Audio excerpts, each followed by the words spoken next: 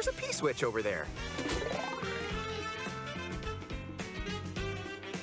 Well, it's close enough. Welcome back, Mario Kart DS.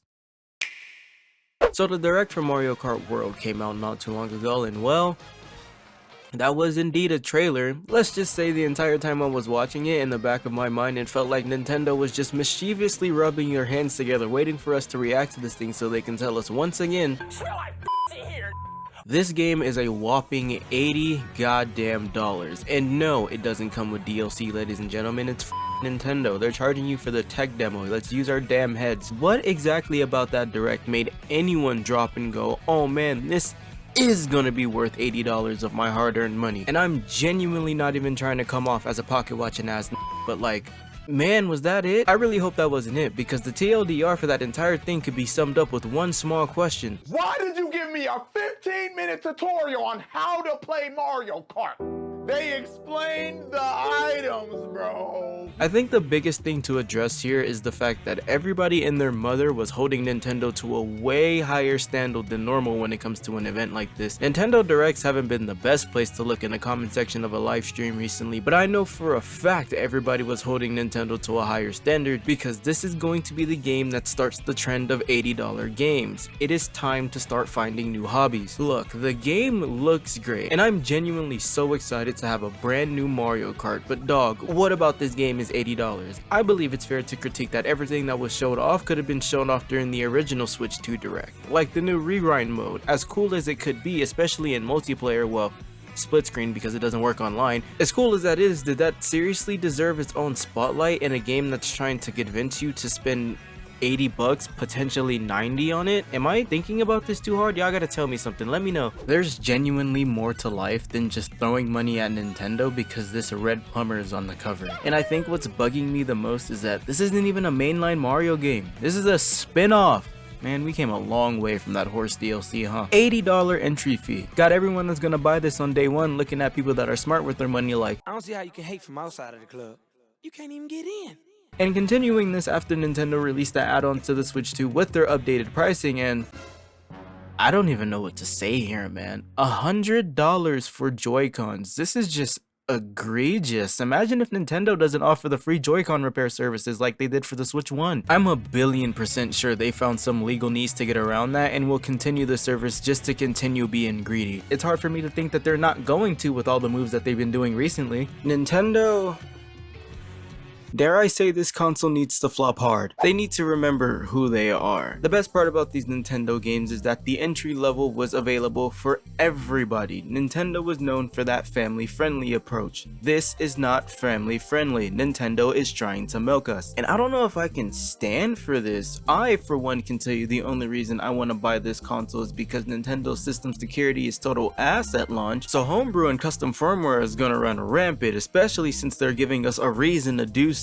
I know the sentence is morally right to pirate for Nintendo has never been more prevalent than nowadays, but it's not ironic that Nintendo's anti-piracy measures is causing people to want to pirate their games more. We're charging $80 for a spin-off Mario game that should be $60 at best. And look, I know you put another $50 on that $450 price tag, you get the game with the system, but we live in an era where your pack-in games aren't physically available anymore. And I know that doesn't matter for the majority of people, but what a weird way to ostracize collectors, people that take pride in actually owning what you release to the public. The box art for this game is really cool, but like, am I spending $90 for this? Absolutely the f not. And I think what sucks is that Nintendo's known for being extra with their game releases. You guys remember Mario Kart Wii? The wheel, the game itself with the disc, and when you put the disc in the console, the game actually started playing. Reminder that when we buy this game when the game comes out, because let's be real, unfortunately, everyone's going to want to play the new Mario Kart game, so Nintendo's going to get away with this. We're going to put the game in our Switches, and then we're going to have to sit there and watch the game download. We're charging $80 for this. Wake the f up. I don't know, man. I'm just tired of spending so much money on freaking download codes. Like, it makes no sense. I remember being told moving to digital media was going to make games cheaper. Who the f lied? And unfortunately, the latter option is a whopping $540. Who knows what tax is gonna be if you want the game physically, and I can't defend that, I'm sorry. And I think what bothers me the most is that people often forget that Nintendo games were marketed toward family members and casual gamers, and comments about living off of your parents and still needing them to pay for a system like there aren't millions of people of all ages still living with their parents trying to make ends meet. Why are Nintendo fans trying to be this elitist group of people that think they're better than everyone else just because in their world they like Nintendo enough to justify making fun of everyone else that doesn't like this practice? But in the safe spaces where people can get together and call people broke because they don't think $500 for a Nintendo console that can't even screen share correctly is a poor investment, these people are losers, dude. Remember, we made video games to escape real world problems, and unfortunately real world problems have found our way into our safe spaces. Dare I say, gaming got too fucking popular. $80 for cartridges made sense. They costed more to make and development was harder than game development nowadays. But we are paying $80 nowadays for a 16-digit code, and God forbid you actually want to own the thing. We gotta pay the red people more money. What the fuck is going on? I'm genuinely at a crossroad when it comes to buying this. Yeah, I can actually afford to buy it, but knowing my purchase of this thing will make Nintendo think that this practice is okay when it clearly isn't. I'm genuinely hoping for another 3DS moment with the system because Mario Kart is not worth $80. The game doesn't have a story, the mission mode looks slapped on, which I feel like I can't really talk about since the game isn't really out yet, but first impressions is everything and I'm not getting a good first impression for this game. This whole direct was supposed to be our I understand it moment with this game, and the only thing I got from it is, well, that's it.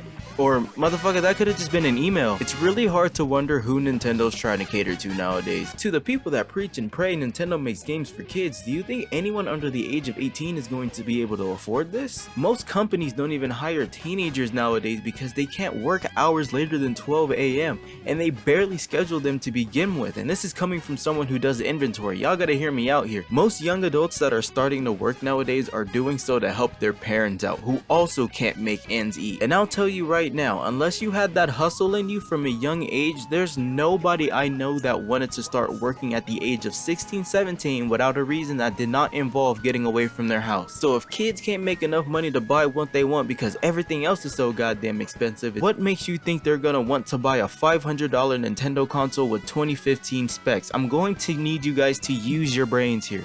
It's hard to want a company to do well when they clearly don't care about their consumers. This isn't the Nintendo I fell in love with back when I was a young boy. Yes, some of the things they showed off are really cool, and although being able to wall ride freely is insanely cool, there's a small part of me that doesn't like that the wheels don't transform into the anti-gravity state again. I understand getting rid of anti-gravity for this whole mechanic, but like, at least make the wheels turn. Come on, Nintendo. But it's not $80 cool. Mario Kart Land, please stop calling this island a world, is a $60 game at the least and a $70 game at the most. I wouldn't mind paying $80 for this game if the game had the DLC installed. Hell, the reason why we're able to justify spending $20 more for the booster pass course for Mario Kart 8 Deluxe is because that's a whole other game for $20 on top of a $60 game, and you still get more than buying the $60 base game on the Wii U. If Nintendo then shut down the Wii U and 3DS eShop, you know Mario Kart 8 would have been $60 on there too. And to the people who are getting ready to say, yo, po ass can't spend $10 more, But the money is to respect you, bitch! that's all I really needed to say about this console and this little Mario Kart Direct that happened. I'm still debating on if I want to get it. If you catch me in traffic and I have one, mind your damn business, because on Gaia himself, the homebrew support on launch finna go crazy.